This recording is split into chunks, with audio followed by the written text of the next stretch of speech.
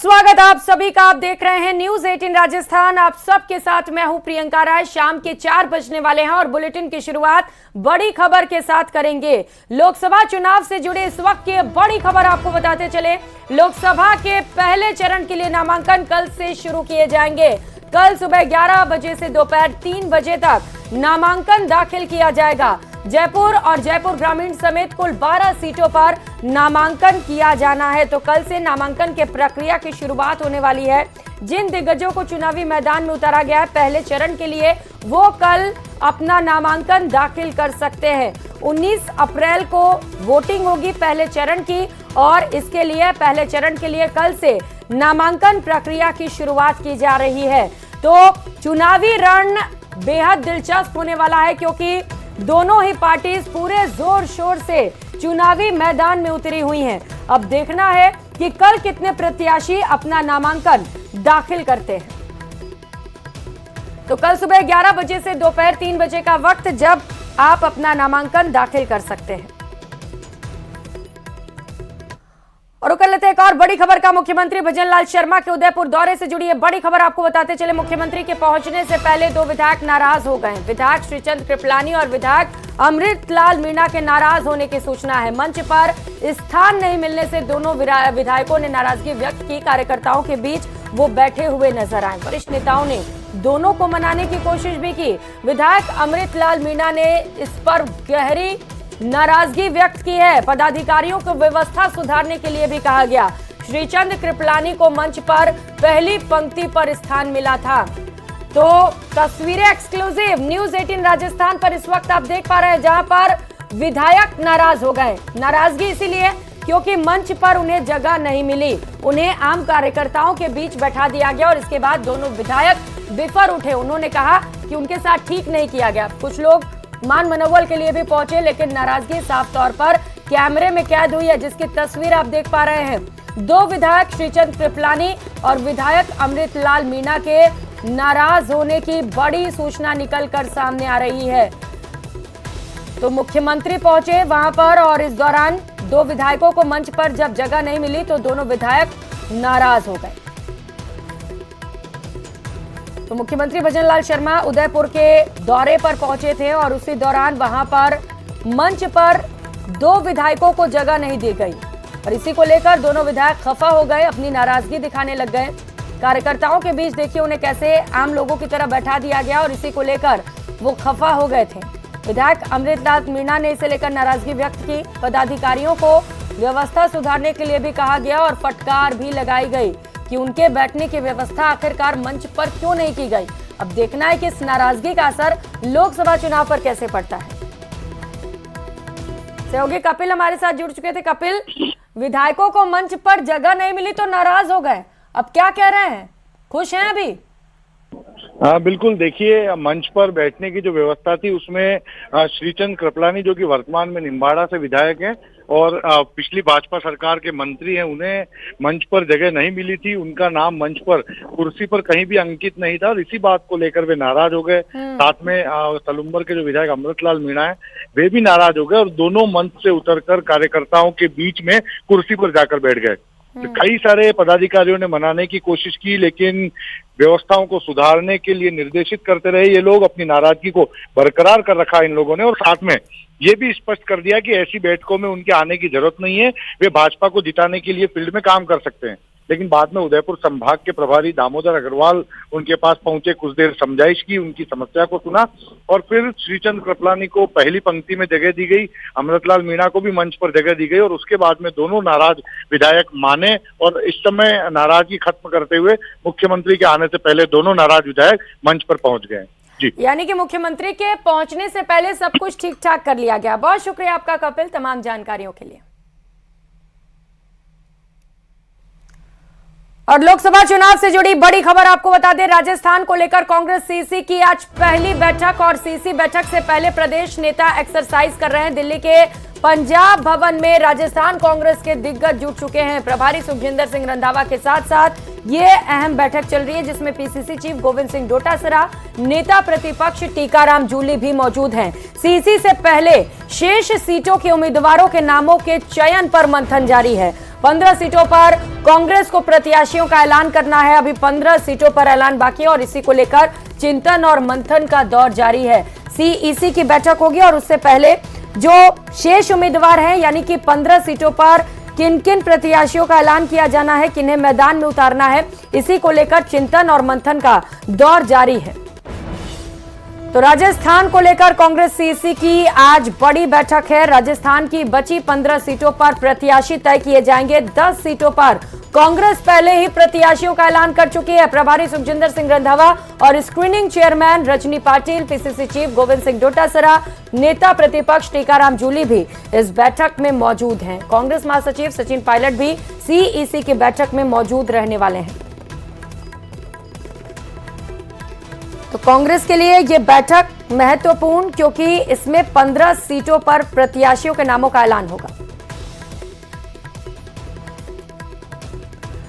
तो आज राजस्थान कांग्रेस की दूसरी लिस्ट भी जारी हो सकती है। यह बड़ी खबर इस वक्त की आपको बता रहे हैं। महासंग्राम 2024 से जुड़ी 25 में से 15 सीट पर कांग्रेस उम्मीदवारों का चयन अब तक नहीं हुआ है और इसी को लेकर चिंतन मंथन किया जा रहा है और माना जा रहा है कि आज किसी भी वक्त कांग्रेस की ओर से सूची जारी की जा सकती है और जो बचे हुए उम्मीदवार हैं उनके नामों का भी ऐलान हो सकता है। कल से प्रक्रिया भी शुरू हो रही है चुनावों को लेकर, नॉमिनेशन की, और उससे पहले माना जा रहा है कि आज कांग्रेस अपनी बची हुई सीटों पर भी प्रत्याशियों के नामों का ऐलान कर सकती है। पहले चरण की 12 में से 9 सीटों पर अब तक नाम तय नहीं है। पहले चरण की सिर्फ 3 सीटों पर ही प्रत्याशी घोषित किए गए हैं और राजस्थान में 2 चरण में चुनाव होना है।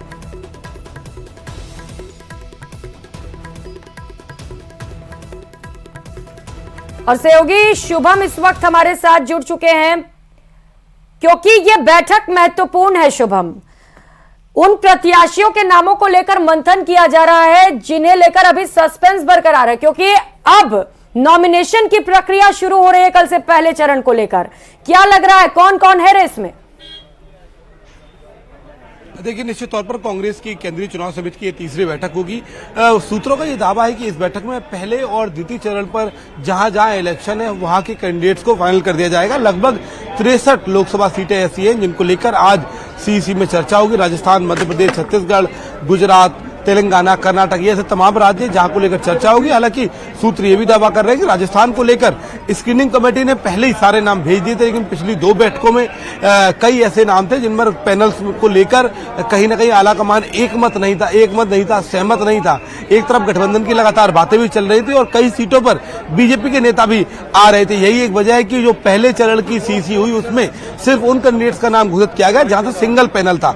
आज के लिए सूत्र ये दावा कर रहे हैं कि आज लगभग राजस्थान की सभी सीटों पर चर्चा हो जाएगी और माना यह जा रहा है कि जो कल कांग्रेस की तीसरी लिस्ट आने वाली है उसमें राजस्थान, मध्य प्रदेश समेत तमाम जो तेलंगाना, कर्नाटक, इन राज्यों को फुली तरीके से कवर कर लिया जाएगा। तो आप ये कह सकते हैं कि अब जो भी तीसरी लिस्ट कांग्रेस की आएगी आज शाम सीईसी की बैठक के बाद, उसमें राजस्थान की उन सभी लोकसभा सीटों से उम्मीदवारों का नाम होगा जहां पर प्रथम और द्वितीय चरण में चुनाव है। हालांकि 2 ही में है, लेकिन उससे पहले स्क्रीनिंग कमेटी बाकायदा जो कांग्रेस की कोर टीम है राजस्थान को लेकर, चाहे वो प्रभारी हो, अध्यक्ष हो, ये सब अपनी पहले बैठक कर रहे हैं, उस पर तैयारी कर रहे हैं कि कहां से कौन सा नाम है, कौन कौन से पैनल में शामिल है। और निश्चित तौर पर जब सीईसी की बैठक अंदर होती है तो उसमें पैनल में तो कई सीटों पर नाम जाते हैं, कई नाम होते हैं, फिर उस हिसाब से जो कांग्रेस संगठन है उसका अपना सर्वे होता है और उसके आधार पर टिकट होते हैं। लेकिन माना यह जा रहा है कि आज की सीईसी में राजस्थान की सभी सीटें कंप्लीट हो जाएंगी और जो कल कांग्रेस की तीसरी लिस्ट आएगी उसमें राजस्थान के सभी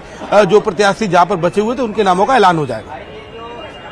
तो पूर्ण ये बैठक, क्योंकि नामों का ऐलान होगा, थोड़ा और इंतजार जरूर करना पड़ेगा, लेकिन सस्पेंस अभी बरकरार है। और जो लोग अभी रेस में आगे हैं या जिन्हें लग रहा है कि शायद उन्हें ही टिकट मिल जाए, उनके दिलों की धड़कनें बड़ी होंगी इस वक्त। देखिए, निश्चित तौर पर, लेकिन सबसे बड़ी बात यह है कि जो स्क्रीनिंग कमेटी में नाम भेजे जाते हैं उसके साथ साथ कांग्रेस पार्टी का, संगठन का और प्रदेश लेवल पे दोनों जगह पर एक अलग सर्वे कराती है पार्टी, ताकि उन प्रत्याशियों का फीडबैक ले, वहां पर किस तरीके का माहौल है, कैसे कास्ट समीकरण बैठाया जाए। और एक बात और साफ है कि इस बार जो महिला शक्ति है उसको कांग्रेस कोशिश कर रही है कि उनको ज्यादा टिकट दिए जाए। उसके साथ साथ जाति समीकरण को भी महत्वपूर्ण समन्वय में रखा जा रहा है। लेकिन टिकाऊ और जिताऊ कैंडिडेट प्रथम वरीयता होती है कि कौन सा कैंडिडेट कहां से जीत सकता है। राजस्थान के लिए बड़ा झटका ये था कि वहां पर पार्टी का कोई सीनियर लीडर चुनाव लड़ने को तैयार नहीं हुआ है। पहले तमाम बातें चली थी कि अशोक गहलोत हो, सचिन पायलट हो, गोविंद सिंह डोटासरा हो, ये तमाम नाम थे कि चुनाव लड़ेंगे, लेकिन समय रहते थे धीरे ये बातें सामने आई कि लगभग पूरे देश में कांग्रेस पार्टी के जितने राज्यों में वरिष्ठ नेता थे, चाहे मध्य प्रदेश की बात करें कमलनाथ, दिग्विजय सिंह, कांतिलाल भूरिया, राजस्थान की बात करें, उत्तर प्रदेश की बात करें, ये इन तमाम राज्यों में बड़े नेता चुनाव लड़ने से पीछे हट गए। ऐसे में पार्टी को अपनी रणनीति दोबारा बनानी पड़ी।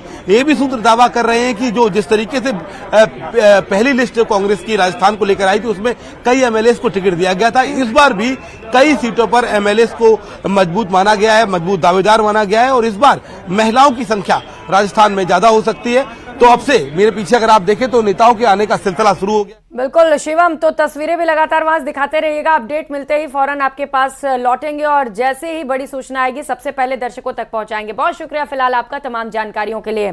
और कांग्रेस पर मुख्यमंत्री भजनलाल शर्मा ने बड़ा बयान दे दिया। ये बड़ी खबर इस वक्त की आपको बता दें, मुख्यमंत्री भजनलाल शर्मा ने टिप्पणी की है और कहा कि कांग्रेस की नाव में छेद हो गया है, अब डूबती नाव में कौन बैठे, इसीलिए कांग्रेस के लोग बीजेपी में शामिल हो रहे हैं। तो कड़ा कटाक्ष मुख्यमंत्री भजनलाल शर्मा की ओर से कांग्रेस पर किया गया। जिस तरीके से लगातार बड़ी संख्या में कांग्रेस के दिग्गज नेता कांग्रेस छोड़कर बीजेपी का दामन थाम रहे, उसी को लेकर यह प्रतिक्रिया सामने आई है मुख्यमंत्री भजनलाल शर्मा की ओर से। और उन्होंने कहा है कि डूबती हुई नाव में कोई भी सवार नहीं होता, कांग्रेस की नाव में छेद है और यही वजह है कि कांग्रेस की नाव को लोग छोड़कर बीजेपी में शामिल हो रहे हैं। उन्होंने ये दावा भी किया कि 25 की 25 सीटें जीतकर रिकॉर्ड मत कायम करेंगे।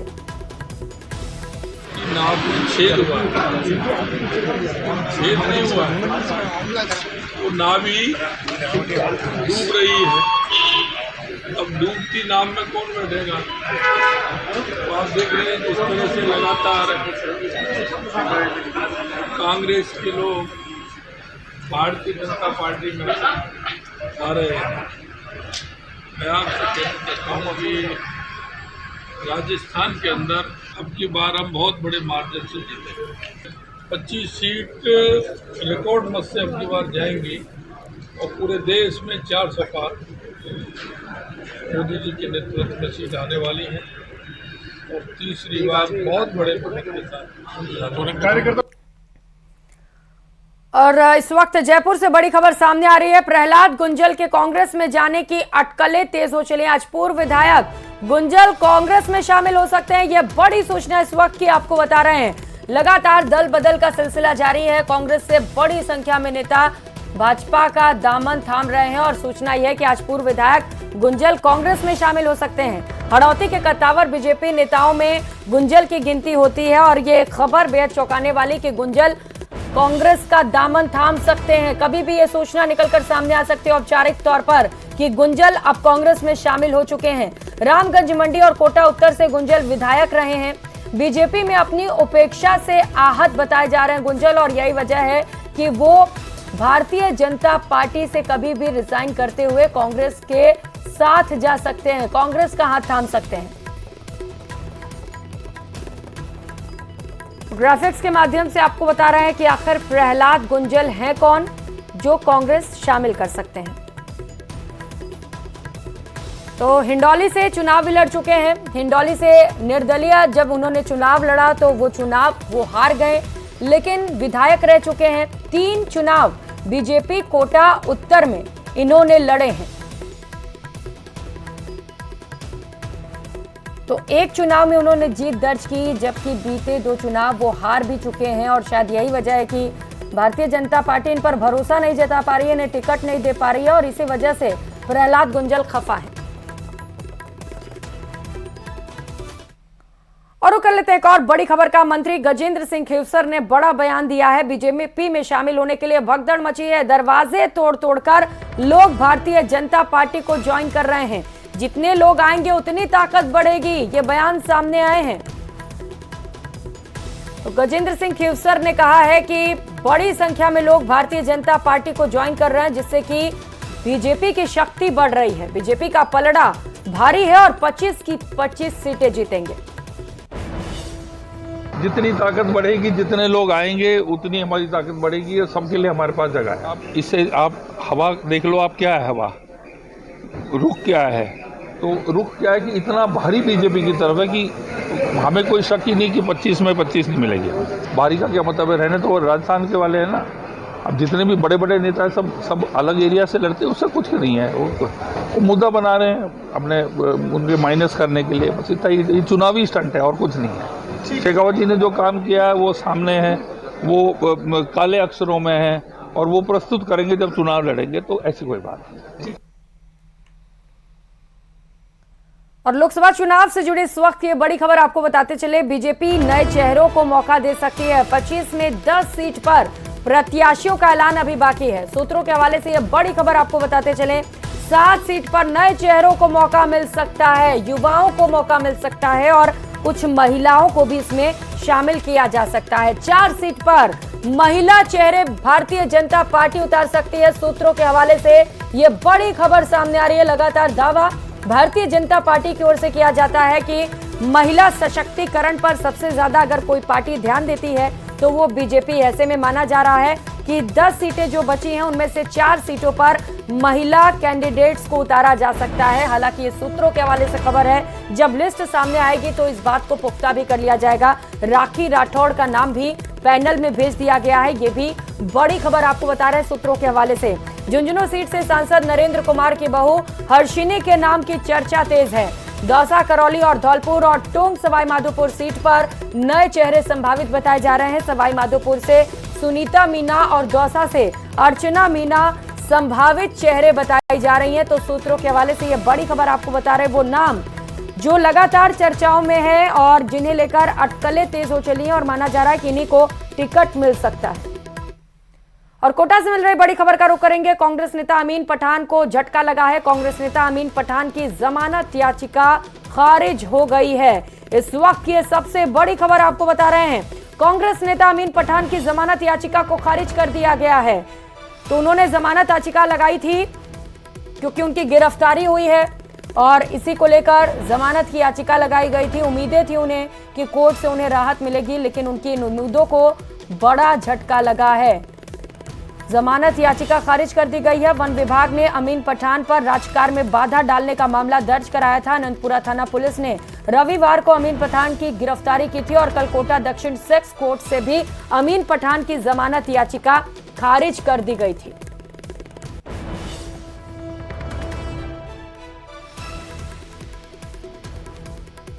तो कांग्रेस नेता अमीन पठान को एक बार फिर से बड़ा झटका लगा है। जिला कोर्ट से भी उन्हें निराशा हाथ लगी है क्योंकि उनकी जमानत याचिका को जिला कोर्ट ने भी खारिज कर दिया है। तो कोटा दक्षिण कोर्ट से कल जमानत याचिका खारिज हुई थी और जिला कोर्ट से शायद उन्हें उम्मीद थी, यहां पर उन्होंने जमानत याचिका लगाई थी, लेकिन यहां से भी उन्हें बड़ा झटका लगा है। तो इस वक्त ये सबसे बड़ी खबर आपको बता रहे हैं, कांग्रेस नेता अमीन पठान की जमानत याचिका खारिज कर दी गई है। जिला कोर्ट की ओर से यह बड़ा फैसला लिया गया है, उनकी जमानत याचिका को खारिज किया गया है। और राजस्थान में अब तक राजेंद्र राठौड़, सतीश पूनिया और गजेंद्र सिंह शेखावत जैसे नेता चुनाव में पार्टी के ट्रबल शूटर का काम करते रहे हैं, लेकिन अब इस जिम्मेदारी को भजन लाल शर्मा ने बखूबी संभाल लिया है। सीएम बनने के बाद अब भजन लाल शर्मा ने सिर्फ सरकार की कमान नहीं संभाल रखी है, बल्कि मंजे हुए जो नेता हैं उनकी तरह राजस्थान में बीजेपी के ट्रबल शूटर की भूमिका में भी नजर आ रहा है। इस रिपोर्ट में देखिए।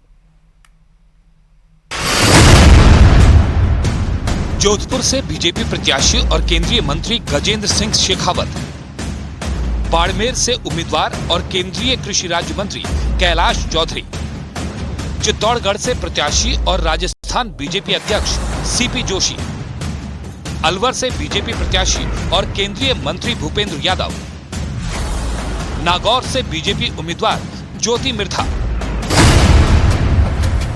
राजस्थान में भारतीय जनता पार्टी के लिए लोकसभा सीटों के ऐलान के साथ ही ये वो 5 चेहरे थे जिनके खिलाफ अपनों ने ही बगावत कर दी। कहीं बागियों ने चुनाव लड़ने का ऐलान कर दिया तो कहीं निर्दलियों ने विरोध में ताल ठोक दी। बगावत की बात बढ़ी तो मोर्चा खुद मुख्यमंत्री भजनलाल शर्मा ने संभाला। तस्वीर नंबर 1 सबसे पहले सामने आई इस तस्वीर को देखिए। बाड़मेर के शिव से निर्दलीय विधायक रविंद्र सिंह भाटी के साथ हैं राजस्थान के मुख्यमंत्री भजनलाल शर्मा, जिन्होंने जयपुर में रविंद्र भाटी से मुलाकात कर उनके बगावती तेवरों को कम कर दिया। इससे पहले बड़ी राहत की सांस ली बाड़मेर से बीजेपी प्रत्याशी कैलाश चौधरी ने।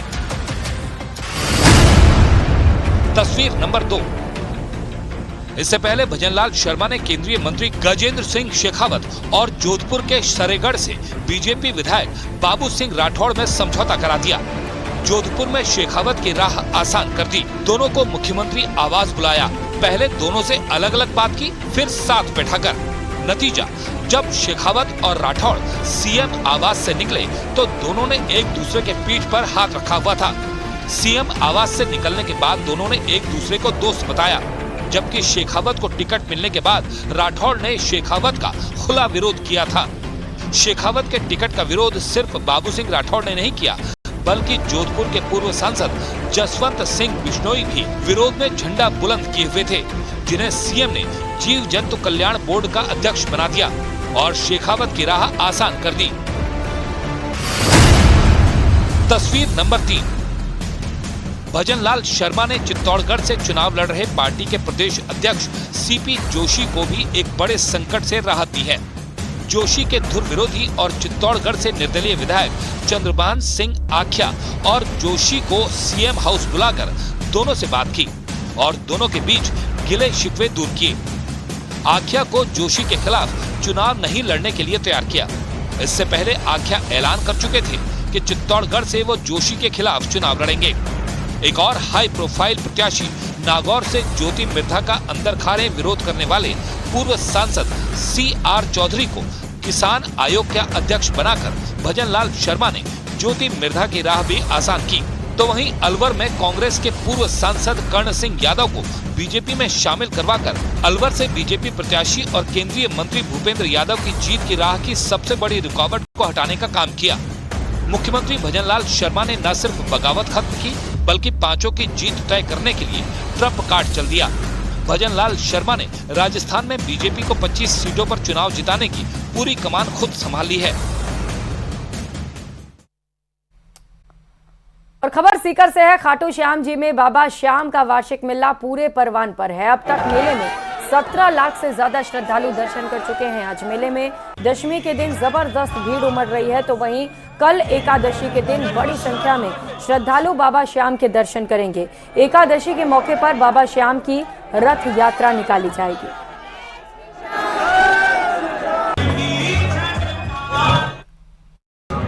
खाटू श्याम जी में बाबा श्याम का वार्षिक लक्खी मेला परवान पर है और आज दशमी के दिन खाटू में श्रद्धालुओं की जबरदस्त भीड़ उमड़ रही है। आप हमारे पीछे देख सकते हैं कि जैसे जैसे एकादशी और दशमी के दिन, जो फाल्गुन मास की एकादशी और दशमी होती है, उस दिन बाबा श्याम के दर्शन का विशेष महत्व होता है। और यही हम हमारे कैमरे से आपको दिखा रहे हैं कि किस तरह से जो बाबा श्याम के जो निराले भक्त हैं वो नाचते गाते खाटू तक पहुँच रहे हैं और बड़ी संख्या में श्रद्धालु देश के कोने कोने से खाटू पहुँचने माने जा रहे हैं कि अगले 2 दिन तक लाखों की तादाद है उसमें श्रद्धालु पहुँचेंगे। और जो नई व्यवस्थाएं खाटू में की गई हैं उसके बाद श्याम भक्तों को किसी भी तरह की असुविधा नहीं हो रही है और बड़ी संख्या में जो सेवादार हैं वो भी घाटों में जुटे। तो ऐसे में ये एक अनुमान ये लगाया जा रहा है कि करीब 50 लाख से ज़्यादा श्रद्धालु इस मेले के दौरान घाटों पहुंचेंगे। संदीप हुड्डा, न्यूज 18 सीकर। और प्रसिद्ध भजन गायक कन्हैया मित्तल ने आज खाटू श्याम जी में बाबा श्याम के दर्शन किए। उन्होंने कहा कि बाबा श्याम का हर भक्त बेहद खुश है, क्योंकि हर भक्त पर भगवान की कृपा होती है। यही कारण है कि यहाँ पहले जो भक्त हजारों की संख्या में आते थे, उनका ये आंकड़ा अब लाखों तक पहुंच चुका है। में बाबा श्याम का वार्षिक लक्खी मेला पूरे परवान पर है और देश के कोने कोने से श्रद्धालु खाटू पहुंच रहे हैं। प्रसिद्ध भजन गायक कन्हैया मित्तल खाटू श्याम जी पहुंचे, इनसे जानेंगे। कन्हैया जी कल आप पदयात्रा करके पहुंचे थे, क्या महिमा बाबा श्याम की? देखिए, श्याम बाबा हारे के सहारे हैं और जितने भक्त आप देख रहे हैं सबके साथ कोई ना कोई चमत्कार है बाबा का, इसलिए इतनी अपार भीड़ बढ़ती जा रही है और आने वाले समय में और बढ़ेगी। ये फागुन का लक्खी मेला हमने देखा है, जब हजारों में भक्त आते थे, आज लाखों करोड़ों में संख्या पहुंच गई है। तो कुछ ना कुछ तो दरबार की महिमा है, लोगों को मिल रहा है, ऐसे कोई दीवाना नहीं हो रहा। और कल 17 किलोमीटर की यात्रा जो हमने करी रिंगस से खाटू श्याम जी, सभी करते हैं पद यात्रा, बड़े नियम से करें ताकि। इस बुलेटिन में फिलहाल इतना ही। आगे देखिए 20 मिनट में 20 बड़ी खबरें। नमस्कार।